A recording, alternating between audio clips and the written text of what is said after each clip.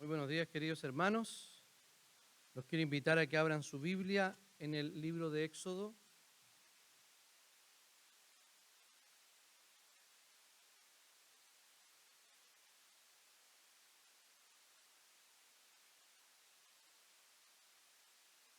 En el libro de Éxodo daremos lectura a los capítulos 1 y 2. Dice así la palabra del Señor. Estos son los nombres de los hijos de Israel que entraron con Jacob en Egipto. Cada uno de ellos entró con su familia: Rubén, Simeón, Leví, Judá, Isaacar, Zabulón, Benjamín, Dan, Neftalí, Gad y Aser. Todos los hijos que le nacieron a Jacob fueron 70. José ya estaba en Egipto. Y murió José y todos sus hermanos y toda aquella generación. Y los hijos de Israel se reprodujeron y se multiplicaron y aumentaron bastante en número y en fuerza. Y el país se saturó de ellos.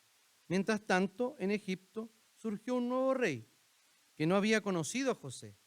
Y le dijo a su pueblo: como pueden ver, el pueblo de los hijos de Israel es más numeroso y más fuerte que nosotros. Así que debemos tratarlos con mucha sabiduría para que no sigan multiplicándose. Puede suceder que en caso de guerra ellos también se alíen con nuestros enemigos y peleen contra nosotros y se vayan del país. Entonces los egipcios pusieron sobre los israelitas a comisarios de tributos para que los afligieran con sus trabajos. Así los israelitas reconstruyeron para el faraón Pitón y Ramasés, que eran ciudades de almacenaje. Pero mientras más los oprimían, más se multiplicaba y crecían. De modo que los egipcios sentían temor de los hijos de Israel. Por eso los egipcios sometieron a los hijos de Israel a una cruel servidumbre. Les amargaron la vida sin piedad, los obligaron a hacer barro y ladrillos, todas las labores del campo y toda clase de trabajos pesados. Además, el rey de Egipto habló con Cifra y Fua, que eran las parteras de las hebreas, y les dijo: cuando ustedes ayuden a las hebreas en sus partos, fíjense en el sexo. Si es niño, mátenlo. Si es niña, déjenla vivir. Pero las parteras temieron a Dios y no hicieron lo que el rey de Egipto les mandó, sino que les salvaron la vida a los niños. Entonces el rey de Egipto mandó llamar a las parteras y les dijo: ¿por qué han hecho esto de salvarles la vida a los niños? Y las parteras le respondieron: es que las hebreas no son como las egipcias, son mujeres robustas y dan a luz antes de que la partera llegue a ayudarlas. Y Dios trató bien a las parteras y el pueblo llegó a ser cada vez más numeroso y más fuerte. Y como las parteras tuvieron temor de Dios, Él hizo que sus familias prosperaran. Pero el faraón ordenó a todo su pueblo: echen al río a todos los niños que nazcan, pero dejen con vida a todas las niñas. Un hombre de la familia de Leví, fue y tomó por esposa a una descendiente de Leví, que conoció y dio a luz un hijo. Al verlo tan hermoso, lo mantuvo escondido 3 meses. Pero como no pudo esconderlo más tiempo, tomó un cesto de juncos, lo calafateó con brea y asfalto, colocó allí al niño y dejó un carrizal a la orilla del río, Una hermana del niño, que se quedó a cierta distancia para ver qué sucedería, la hija del faraón bajó al río para bañarse, y mientras sus doncellas paseaban por la ribera del río, vio el cesto en el carrizal. Entonces envió a una criada suya para que lo recogiera. Cuando ella abrió el cesto, vio allí a un niño que lloraba. Tuvo compasión, entonces dijo: este niño es de los hebreos. La hermana del niño dijo entonces a la hija del faraón: ¿debo ir a llamar a una nodriza hebrea para que críe a este niño por ti? La hija del faraón respondió: sí, ve. Entonces la joven fue y llamó a la madre del niño. Y la hija del faraón le dijo, llévate a este niño, críalo por mí, yo te pagaré por hacerlo. La mujer tomó entonces al niño y lo crió. Y cuando el niño creció, ella lo llevó a la hija del faraón, quien lo adoptó como su hijo y le puso por nombre Moisés, pues dijo, yo lo rescaté de las aguas. Moisés creció y un día salió a ver a sus hermanos y los vio trabajar muy duro. También vio que un egipcio golpeaba a uno de sus hermanos hebreos. Moisés miró para todas partes y al no ver a nadie, mató al egipcio y lo escondió en la arena. Al día siguiente salió y vio que los hebreos reñían.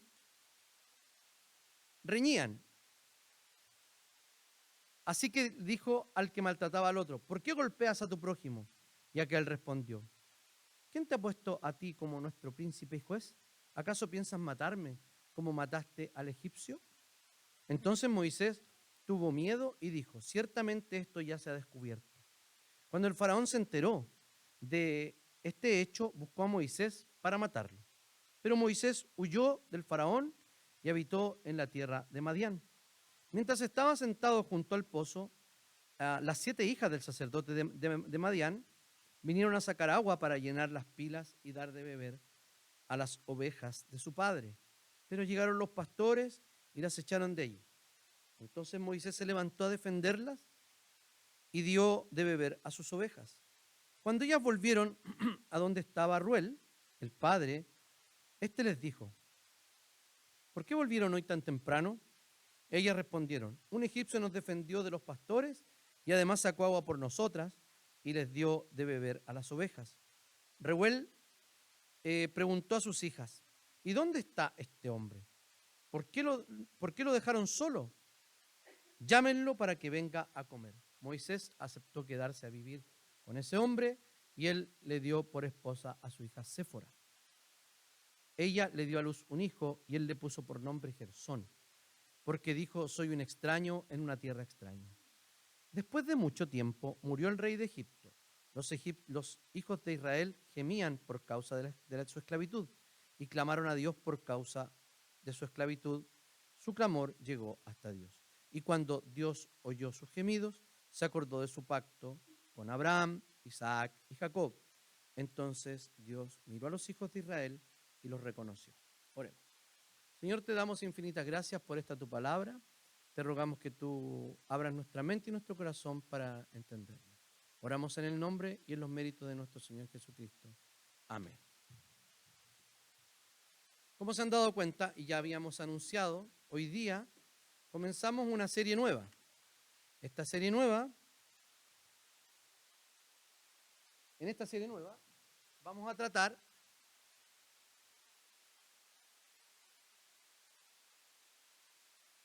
el libro de Éxodo, por lo menos hasta durante este primer semestre.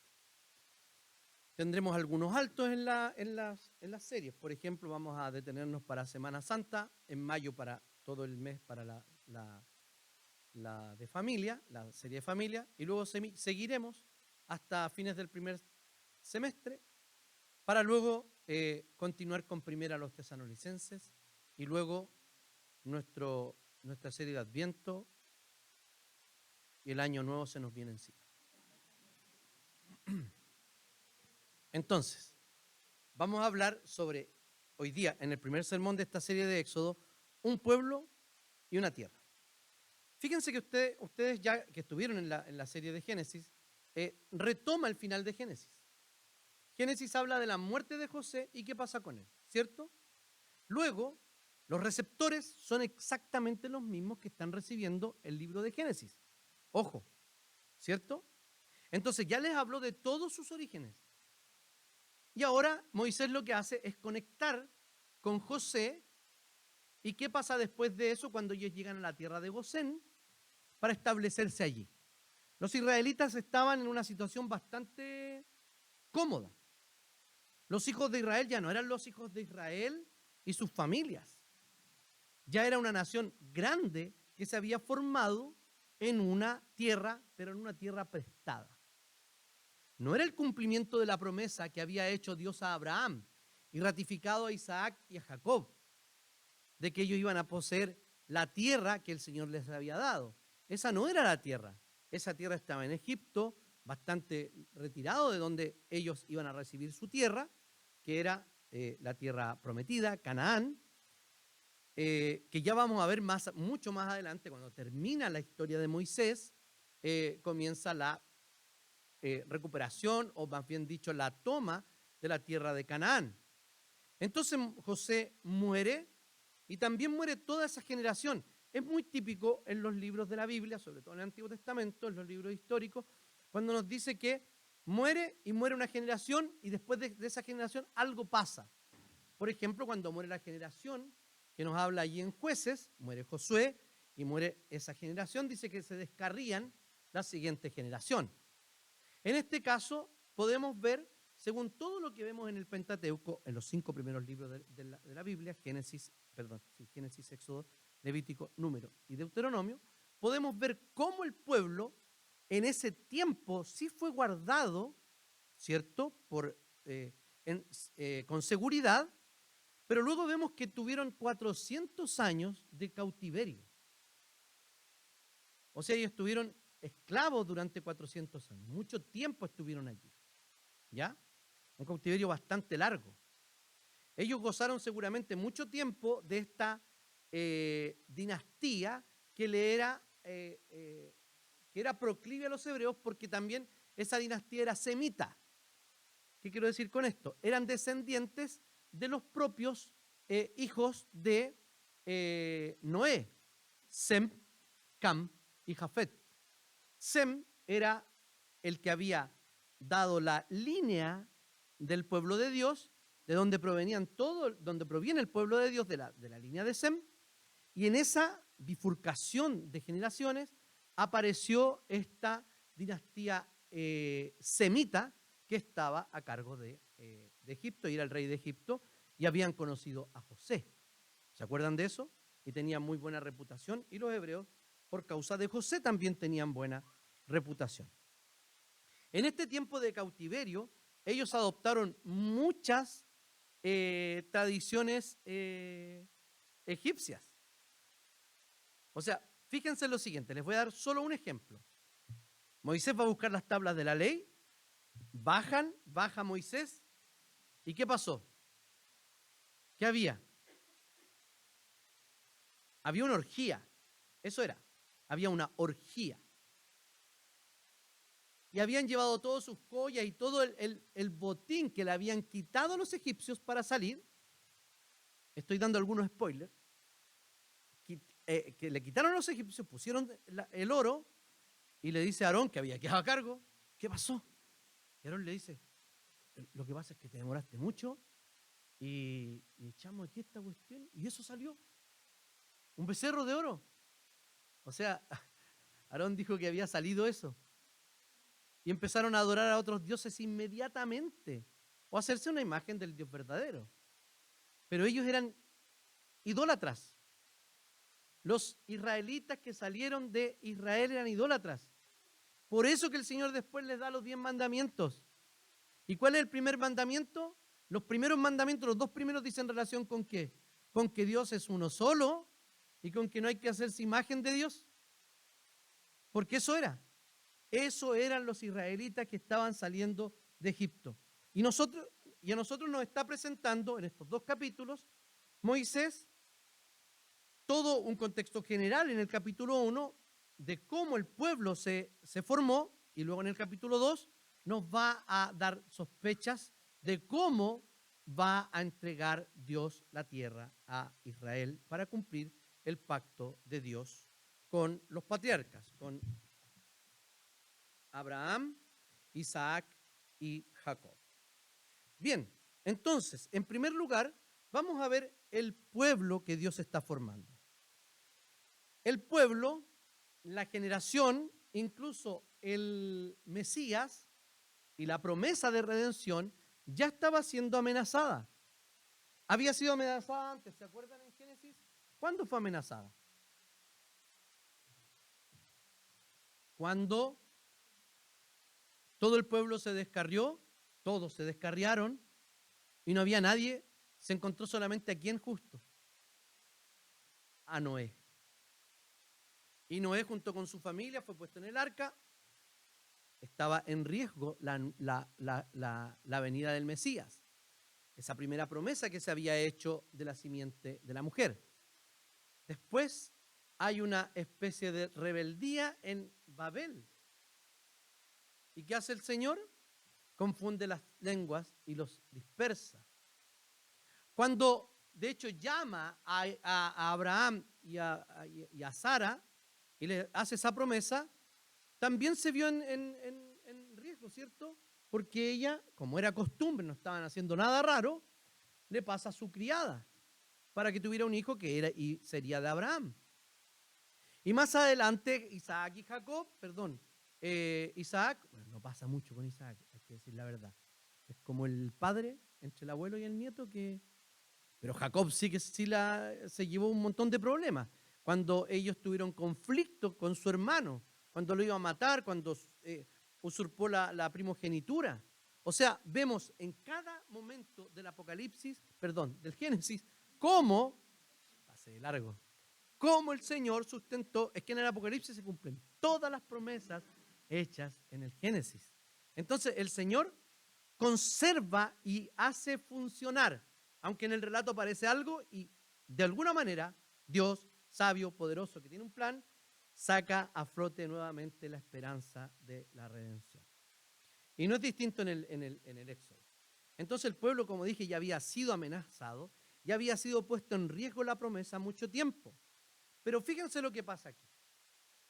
Hay algo súper positivo en el primer capítulo cuando nos dice respecto de cómo el pueblo comenzó a desarrollarse. En el 7 dice, y los hijos de Israel se reprodujeron y se multiplicaron y aumentaron bastante en número y en fuerza, y el país se saturó de ellos. 12. Pero mientras más los oprimían, más se multiplicaban y crecían, de modo que los egipcios se sentían temor de los hijos de Israel. Y el 20.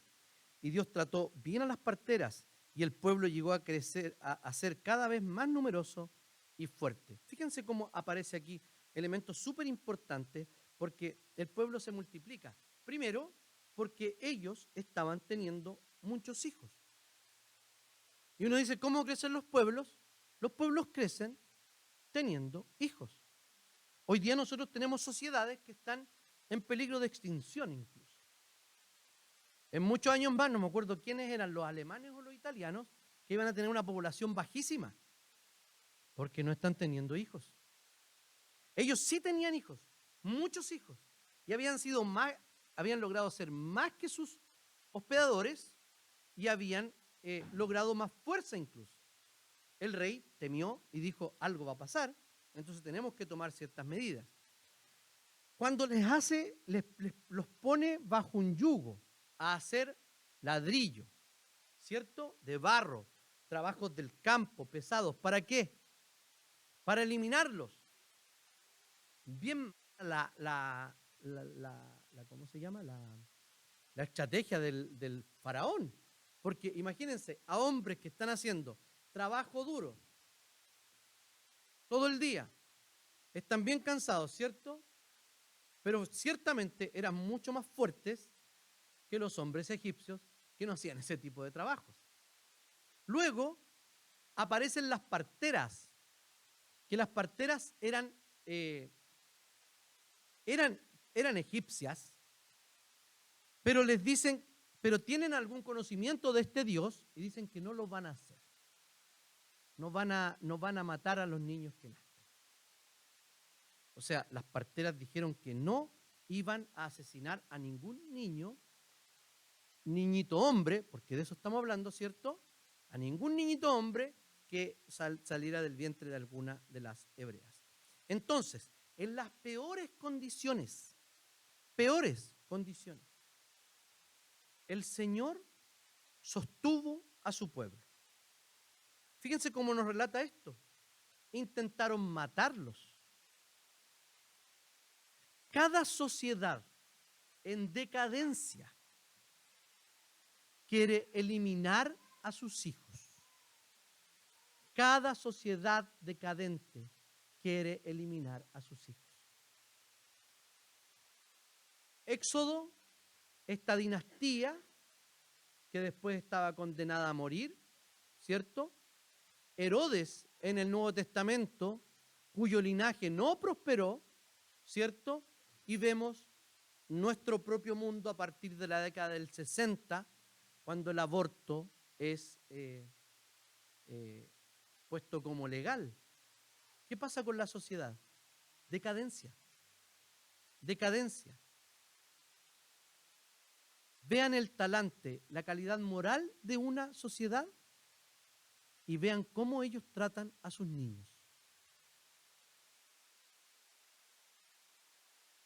Nosotros no solo como sociedad los estamos matando, sino que también los estamos descuidando en un montón de cosas. Acá hubo mujeres que temieron al Señor y dijeron, no vamos a matar, no vamos a obedecer la ley que puso el faraón y no lo vamos a hacer y punto. La radicalidad de estas parteras nos lleva a nosotros a cuestionarnos nuestra propia radicalidad respecto de qué hacemos con las leyes y las cosas que se están tomando por costumbre en este mundo. A nosotros, los cristianos, nosotros los cristianos, tenemos que estar tan atentos porque la formación de cultura no es simplemente por discursos dados, porque nosotros a veces escuchamos discursos morales, políticos, etcétera, y podemos deducir cuáles de ellos no son bíblicos, ¿no es así? Pero en el ámbito del entretenimiento se nos pueden meter goles inmensos. Ya lo sabía Arrio, el primer testigo de Jehová, por decirlo de alguna manera. Los arrianos, ¿saben cómo la herejía arriana se extendió mucho en la iglesia primitiva, en África, en Asia? ¿Saben por qué? Porque los arrianos hacían canciones arrianas de que Jesucristo era un Dios, era creado, era menos que Dios, que el Espíritu Santo, no sé si Arrio en realidad tenía una opinión clara sobre el Espíritu Santo, pero sí que el Padre era uno y que Jesucristo era menos que Él. ¿Ya? Y también lo dijo Jimi Hendrix. Jimi Hendrix dijo que lo llevara a tal nivel de euforia con la música, dice Jimi Hendrix, que en ese minuto podrás predicar cualquier cosa a su subconsciente. Llévalo con música a un nivel de euforia y les va a poder predicar cualquier cosa.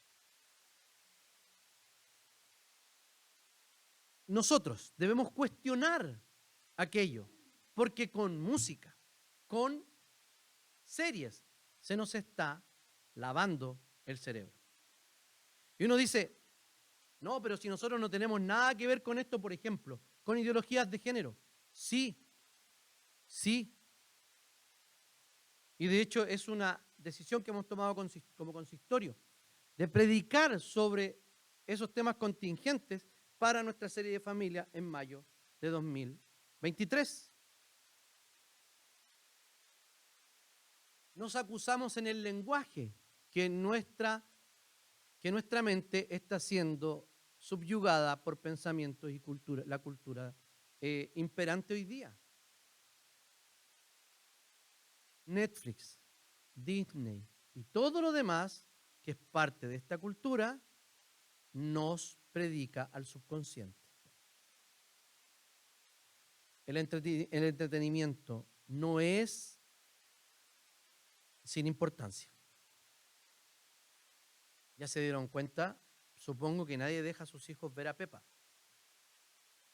porque es evidente Pepa, ¿o no? ¿Cómo es Pepa? Descríbanla, por favor. ¿Egoísta? Bueno, sí es gordita. Es que es una chanchita, es lo que es.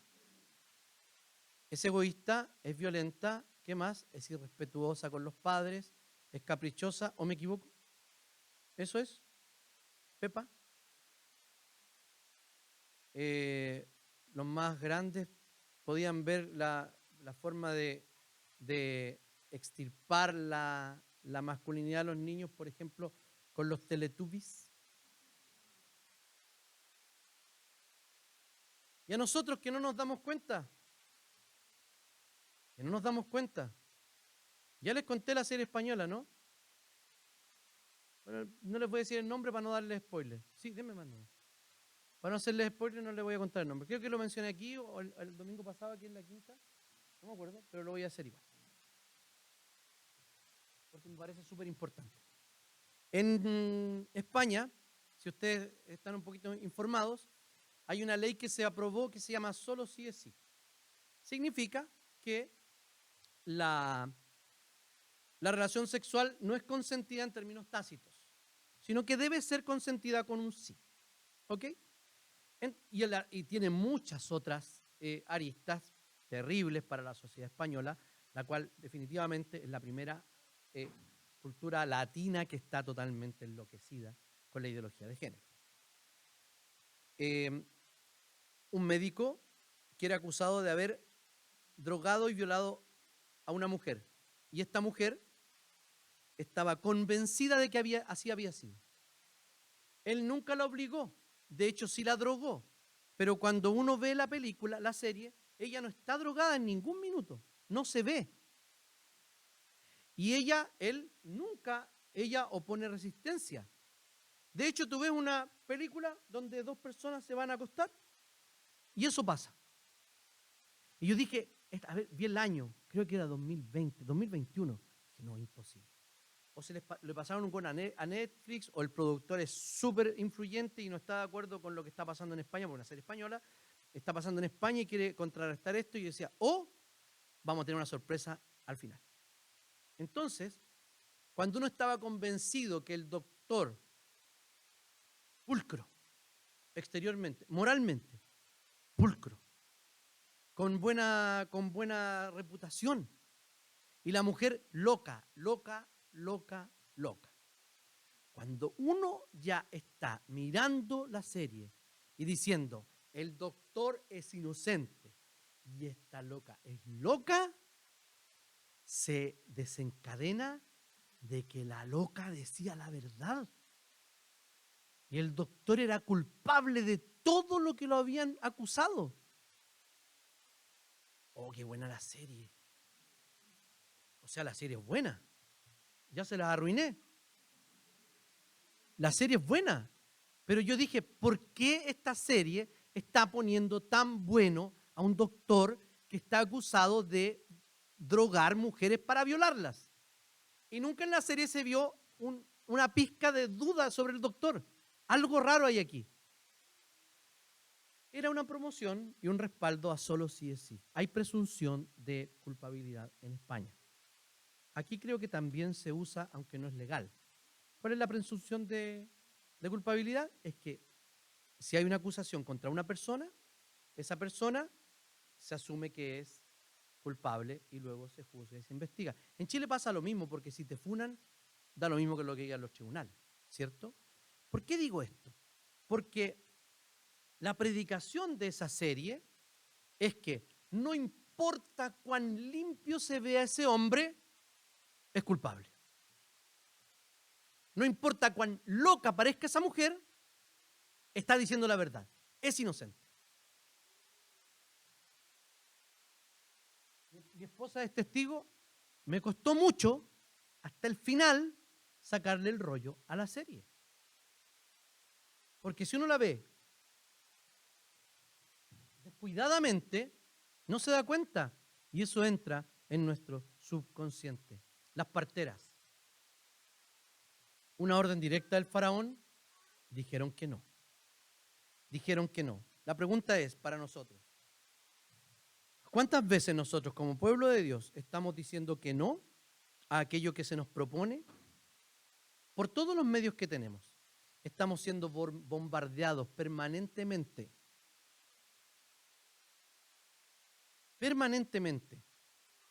con un montón de cosas que aparentemente son buenas, pero en realidad su camino es de muerte.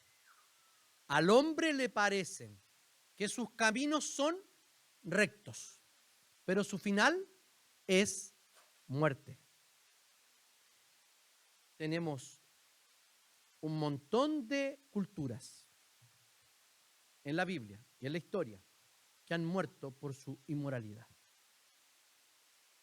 Y seguramente la sociedad occidental va en camino a aquello, a la autodestrucción. La iglesia siempre permanecerá, aunque las culturas caigan, porque el Señor se ha formado un pueblo. Lo que guardaba a los egipcios, a los israelitas, que era el Estado egipcio, cayó, cambiaron los gobernantes, ellos fueron oprimidos. ¿Pero qué pasó con el pueblo? Absolutamente nada. El pueblo siguió siendo sostenido por Dios. Nuestra cultura, de hecho, va a cambiar y va a ir de mal en peor. Si no, lea Apocalipsis, ahora sí estoy bien, capítulo 11. La iglesia va a llegar a tal nivel de poca influencia y probablemente de persecución que parece que estuviera muerta. Los dos testigos estaban muertos en la plaza, se dieron regalos, celebraron, y después de 3 días, dice que viene el Señor, los dos testigos son resucitados y son llevados ante Él. Esa es la iglesia, los dos testigos son la iglesia. Esa va a ser la condición de la iglesia cuando venga el Señor. Y tenemos que prepararnos para ello. Jesucristo vino en las peores circunstancias. En las peores. Vino a un país que todavía seguía siendo siervo de alguien. Nació en una casa pobre.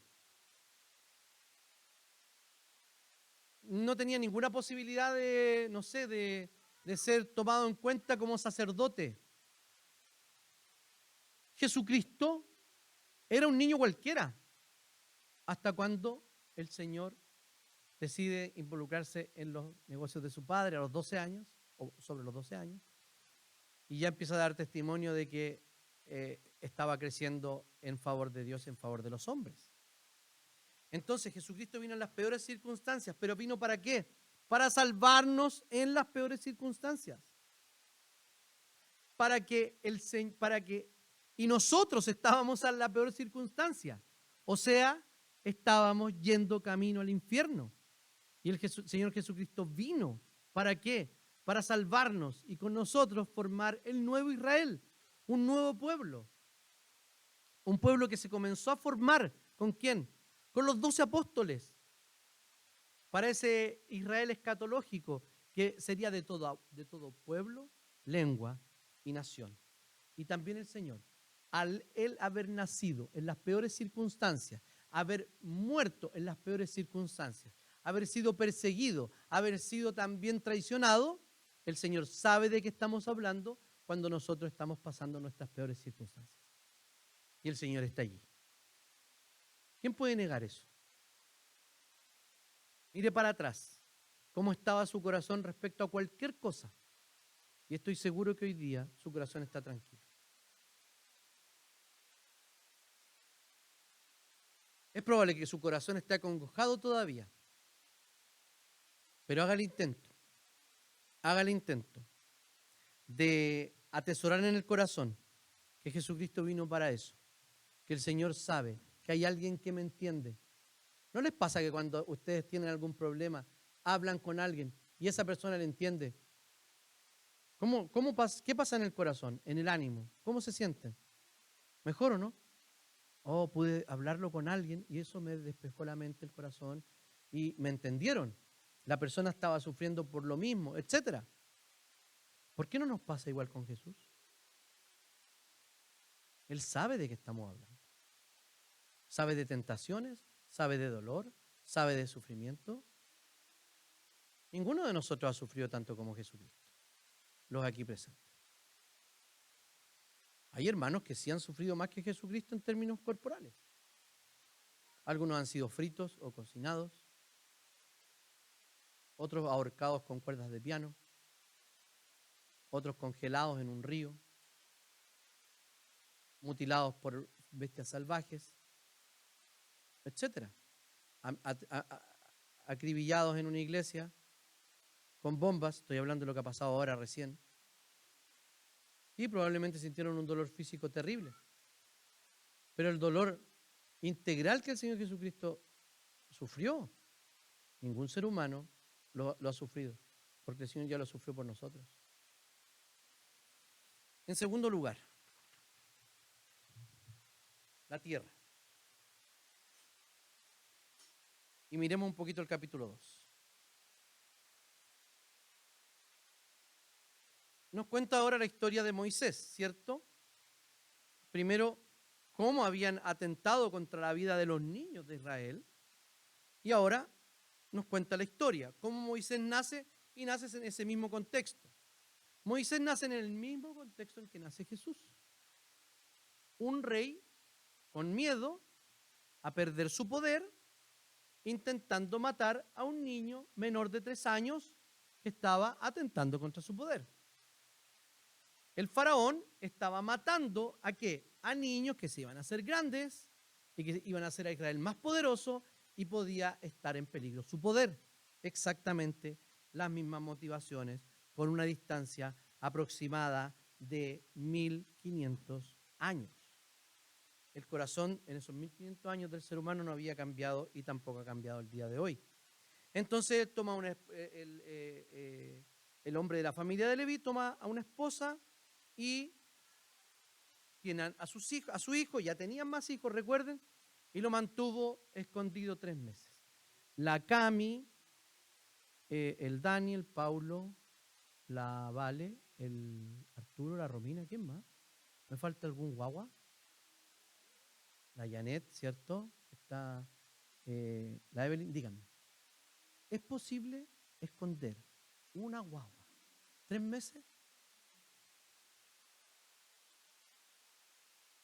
Fíjense el esfuerzo que hizo la familia de Moisés, las hermanas de Moisés, para que ese niño no llorara, para que ese niño no acusara que no había sido echado frente a la ¿cómo se llama? A la orden del faraón. Tenemos a las parteras que directamente dicen no.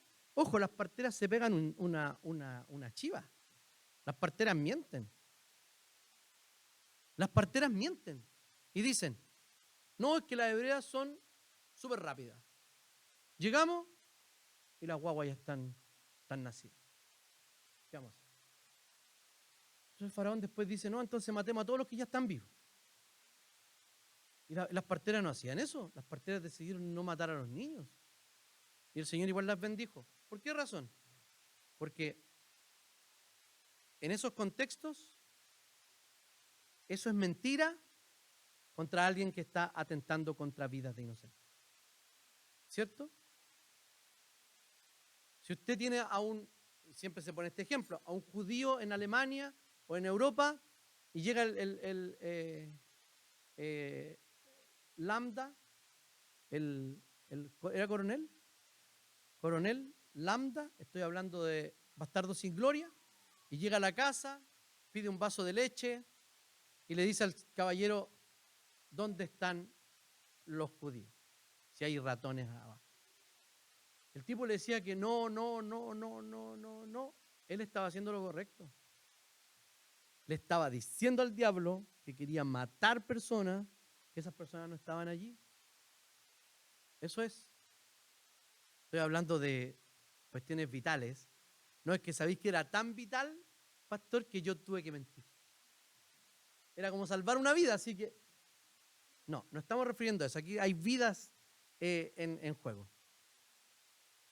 Y bueno, Lambda cacha y los mata a todos, pero se escapa ¿quién? Shoshana, la judía que después mata a Hitler. Vean la película, Quentin Tarantino, porque en Quentin Tarantino puede pasar cualquier cosa. Ahí muere Hitler y todo su alto mando. Entonces, tenemos la indicación de la Escritura que Moisés es puesto en una balsita y en un Moisés. Y por eso se llama Moisés. ¿Por qué cree que se llama Moisés? Porque si se hubiese llamado Juan, en la canastita se hubiese llamado Juan. No, el Moisés se llama Moisés por Moisés. Entonces lo ponen y lo lanzan. Pero aquí había una estrategia. La hermana de Moisés se pone cerquita. Y estaba la hija de Faraón paseando por ahí. Y las doncellas para bañarse, no sé, y estaba la hija. Entonces ven, oye, vayan a ver eso, ¿qué pasa? Es una guagua. Imagínense cómo lloraba Moisés si no lo habían dejado llorar en 3 meses. Seguramente gritaba mucho. Y, oh, es una guagua, la agarran. Oh, esta guaguita, ya me la voy a dejar para mí. Y ahí viene la cabra chica y le dice, oiga, ¿y no será que si ese niño hebreo yo vaya a buscar una nodriza para que lo alimente y lo críe? Buena idea, cabra chica, anda. Y la cabra chica no va a buscar a cualquier persona, va a buscar a su mamá. No a su mamá, a su mamá y a la mamá de su hermano. Y la lleva y se la llevan para allá y más encima le pagan. O sea, Moisés se cría en un ambiente hebreo con todos los privilegios de un príncipe egipcio. Después de un tiempo él ya se va seguramente a la casa de Faraón. No es que viviera siempre allí, seguramente hasta su mayoría de edad, 12 años o hasta el destete, 3, 4, 5, 6 años. La verdad es que no tengo claridad, pero el destete no era muy temprano. Así que, tranquila, chiquilla.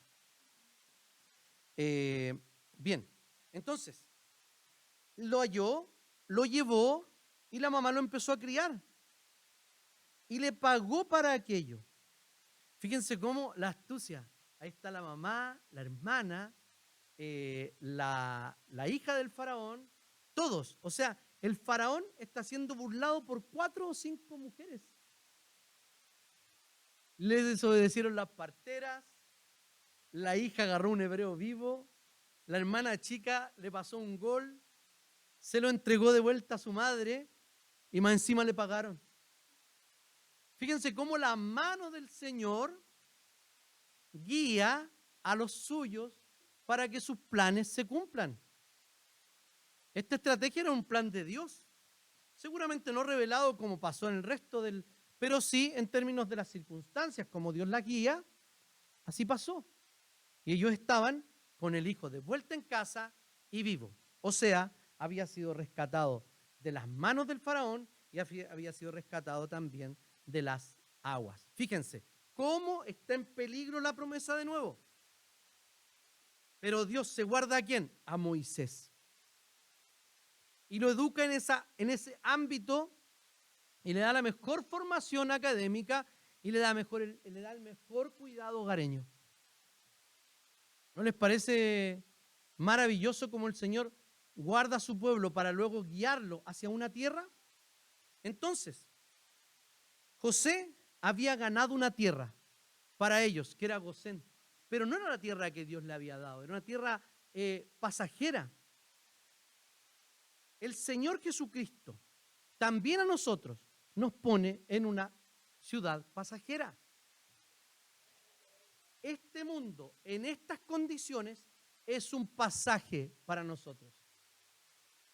Nosotros no vemos muchas veces la vida en perspectiva de la eternidad, sino que la vemos en una perspectiva corta, muy corta. ¿Qué quiero decir con esto?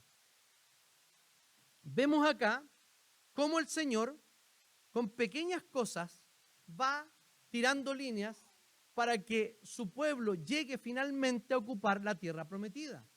Después Moisés vuelve, ya saben lo que pasa, los liberan, le dan la ley, y etcétera, etcétera. Después pecan, se dan la vuelta 40 años, y después entran con Josué y Caleb. Así en corto, eso pasa. Y cuando el Señor está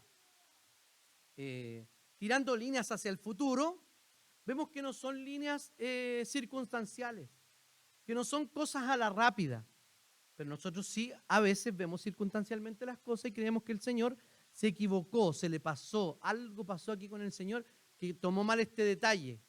No, al Señor no se le van los detalles. Fíjense que aquí todos hicieron lo que tenían que hacer, ¿o no? Todos.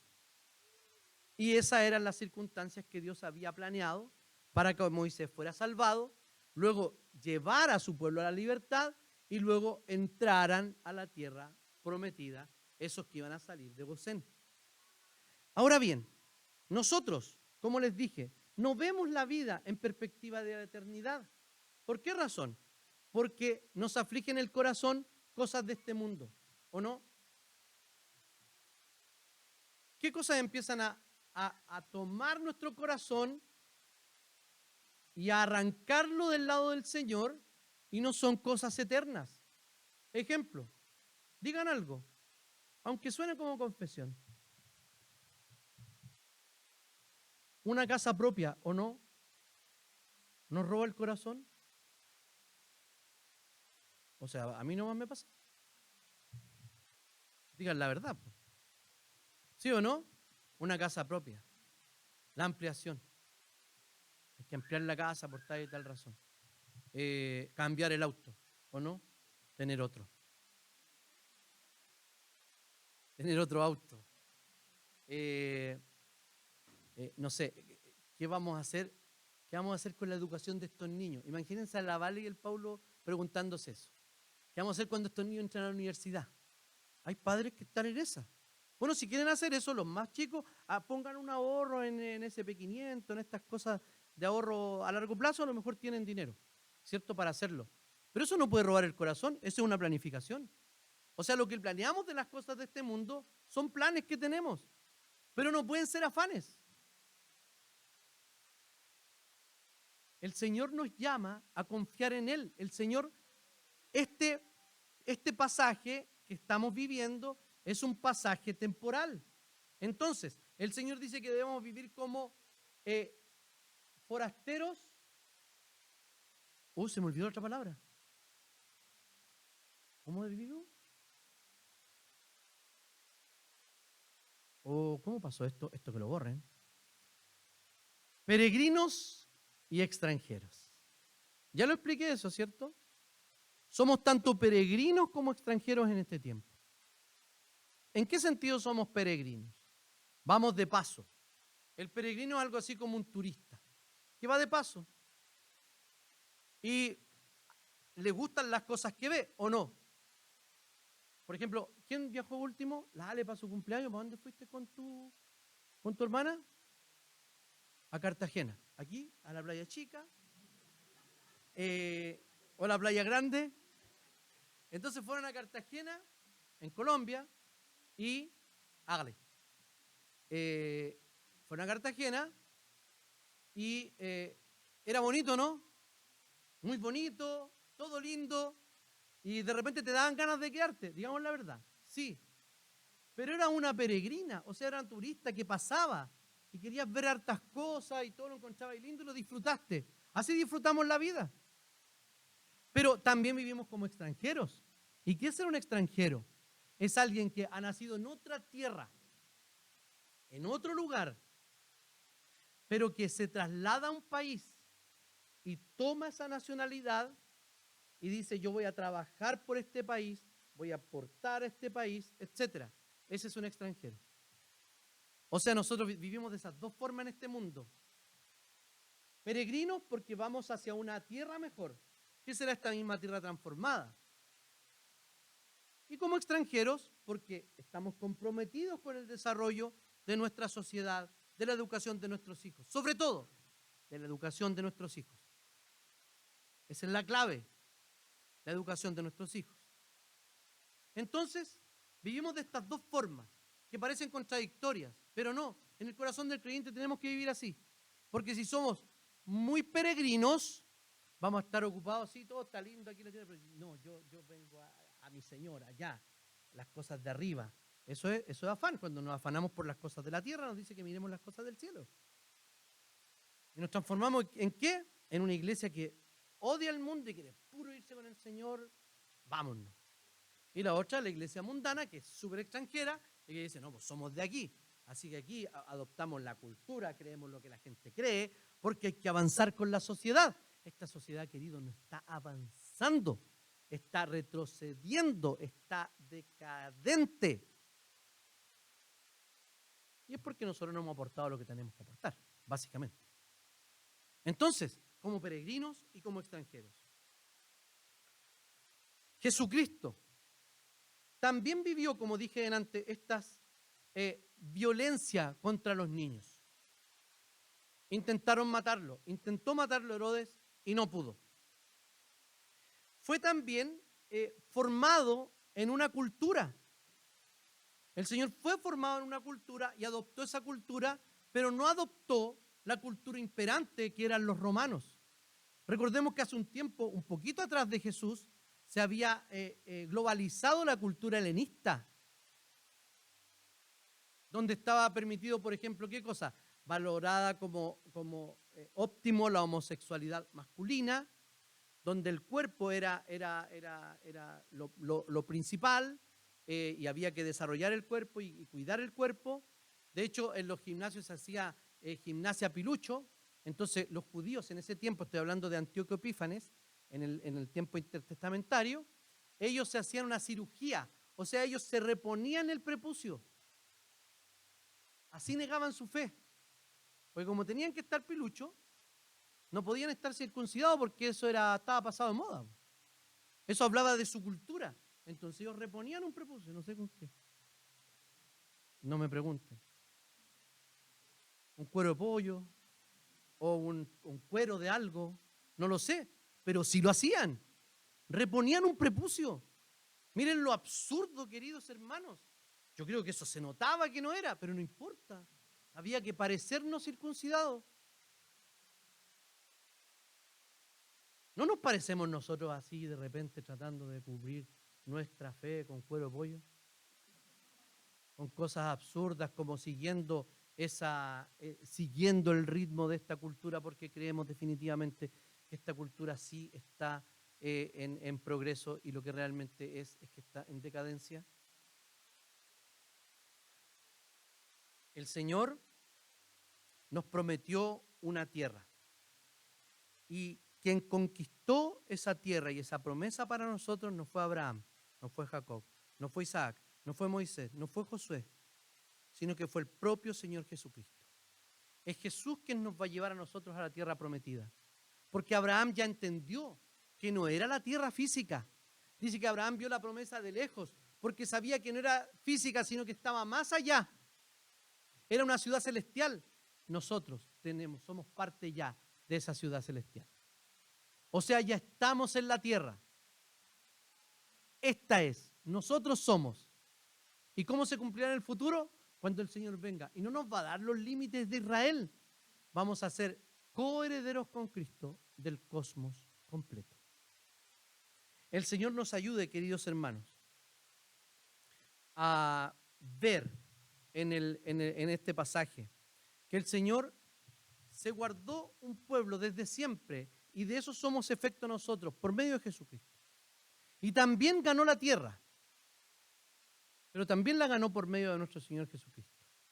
Moisés fue llamado para liberar de manera temporal y política, y también religiosa. Pero Jesucristo vino para liberar de manera espiritual, que es el verdadero problema del ser humano. El verdadero problema del ser humano no está en ninguna otra cosa, sino que en su propio corazón.